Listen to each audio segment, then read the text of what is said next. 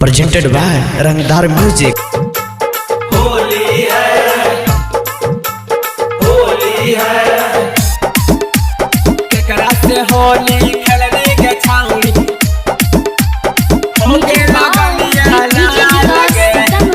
Mix by Ranjan प्रेमी करहब छौरी बाबा लगे अगे हानि तू हमारे माँ लगे एगे सुनहिगे हाँ बोली न रे करहब छौरी बाबा लगे अगे हानि तू हमारे माँ लगे केकरा से होली खेलनी के छौरी हो गेल गलिया लाल लगे केकरा से होली खेलनी के छौरी हो गेल गलिया लाल लगे लाल लगे प्रेजेंटेड बाय रंगदार म्यूजिक।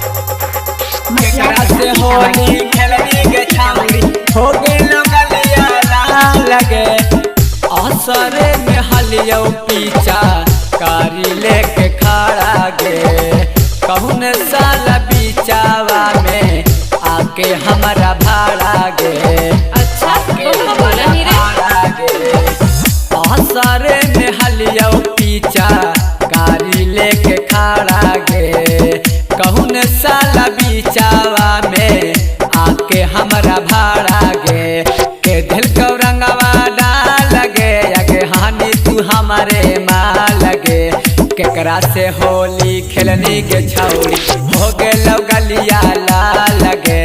केकरा से होली खेलनी के छौरी हो गेल गलिया लाल लगे लाल लगे मिक्स वाय रंजन प्रेमी केकरा से होली खेलनी के छौरी हो गेल गलिया लाल लगे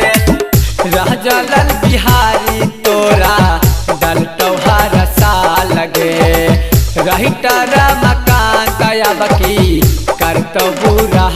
लगे ऐसा बात है रे एगे सुनही रह जलल बिहारी तोरा दल तोहार सा लगे रही तारा मकान दया बकी कर तो बुरा लगे राहुल रवानी रंजनवा छौड़ी डलतौ दोनों जवानवा गे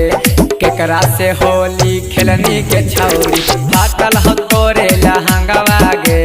केकरा से होली खेलनी के छौरी फाटल हो तोरे लहंगवा गे करहब छौरी बाबा लगे अगे हानि तू हमारे माँ लगे केकरा से होली खेलनी के छौरी हो गेल गलिया लाल लगे केकरा से होली खेलनी के छौरी हो गेल गलिया लाल लगे एगे सुनहिगे हाँ बोल ही न रे।